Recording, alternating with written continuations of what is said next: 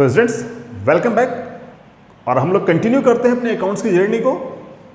और आज का हमारा टॉपिक है cash basis accounting and accrual base accounting. It means कि बिजनेस में ट्रांजैक्शन कैश की मूवमेंट पर रिकॉर्ड की जाती है या फिर किसी इवेंट का होना इंपॉर्टेंट है।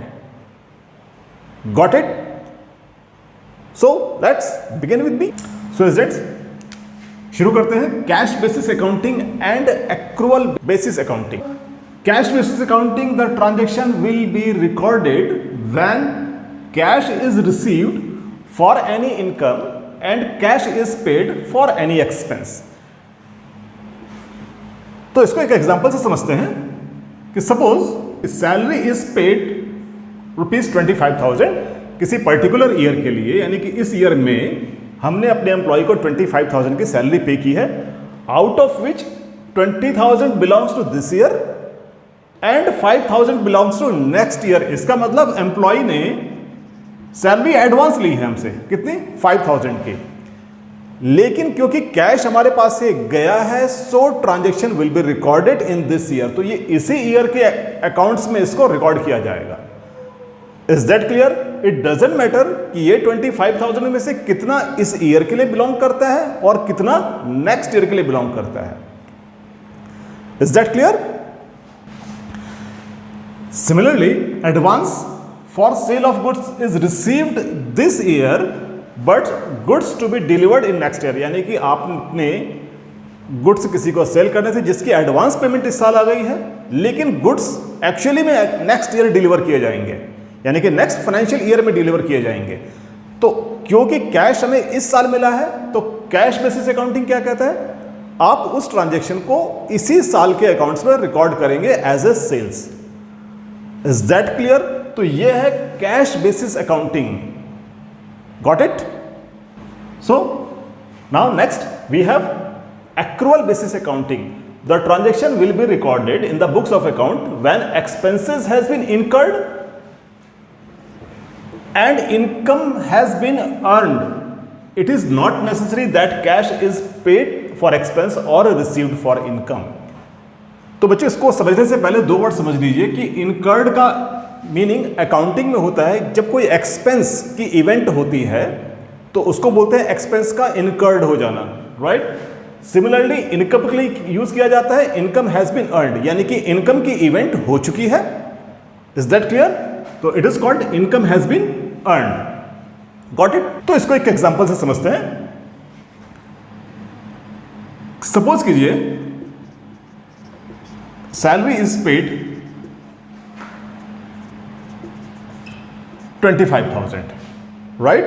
मान लो आपने किसी एम्प्लॉय को 25,000 की सैलरी पे की है and out of which 5,000 belongs to next year, right? It means आपने किसी एम्प्लॉय को एडवांस सैलरी पे की है 5,000 की, राइट? तो अब इसको अकाउंट्स में हम कैसे लिखेंगे? सैलरी पेड 25,000 और इसमें से कर देंगे लेस, यानी कि माइनस कर देंगे एडवांस, और वो कितना है? 5,000। तो so salary for this year will be recorded as ₹20,000, न कि 25,000। is that clear? कि अगर कोई एडवांस सैलरी दी है तो आप उसको इस ईयर में कंसीडर नहीं करेंगे और इस ईयर की सैलरी कितनी लिखी जाएगी? That will be recorded as ₹20,000। Is that clear? तो इसको एक और एग्जांपल से समझते हैं। किसी एम्प्लॉय को आपने सैलरी पे की है ₹40,000 and 5,000 is still to pay। यानी कि आपने किसी एम्प्लॉय को इस साल 40,000 सैलरी कैश में पेमेंट किया है और 5,000 अभी उसको और देना बाकी है। तो दिस ईयर सैलरी, जो इस साल की सैलरी होगी, अब वो कितनी होगी? 40,000 प्लस आउटस्टैंडिंग सैलरी कितनी है? 5,000, यानी कि total salary will be 45,000, right? अब बच्चों, ओएस का मतलब होता है आउटस्टैंडिंग। आउटस्टैंडिंग का मतलब होता है कि वो कोई भी ऐसी पेमेंट जो अभी देनी बाकी है उसको आउटस्टैंडिंग एक्सपेंस कहते हैं। तो 40,000 आपने कैश पे किया है, 5,000 स्टिल टू पे है। इट मींस इस ईयर की सैलरी कितनी रिकॉर्ड करेंगे हम लोग? 45,000। Is that clear? Similarly income के लिए भी सेम यही होगा। Is that clear? So it is accrual basis of accounting. Got it?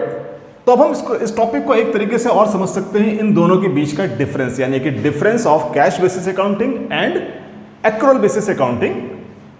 तो फर्स्ट है,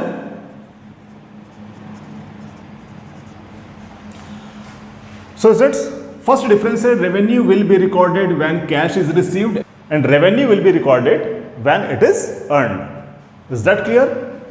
सेकंड,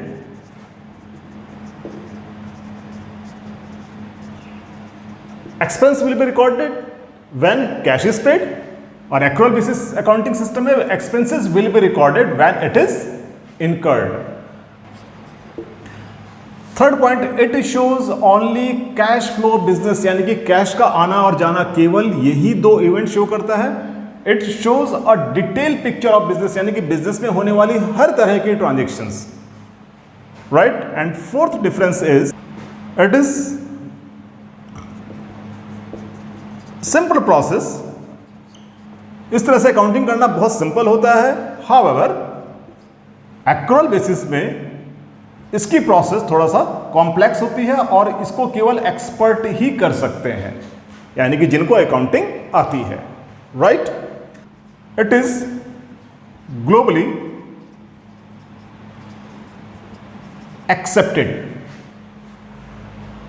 राइट। हर तरह की बिजनेस ऑर्गेनाइजेशन में एक्रूअल बेसिस अकाउंटिंग सिस्टम पर ही अकाउंटिंग की जाती है, और इस बेसिस पर only not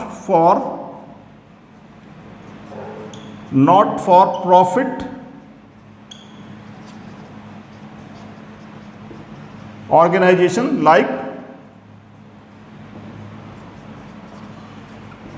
trust, clubs, basically इस तरह के ऑर्गेनाइजेशन में जो कि प्रॉफिट के लिए नहीं है, वहीं पर ये अकाउंटिंग की जाती है, राइट। जबकि accrual basis it is globally accepted, और ये हर तरह के बिजनेस ऑर्गेनाइजेशन में अब एक्रूअल बेसिस पर ही अकाउंटिंग की जाती है। Is that clear? So it is all about the basis of accounting system. So students, if you have any kind of query or you need any kind of explanation for any topics, then you can write it on your comment section. If you have learned something from these videos, then you can like and subscribe the channel and stay tuned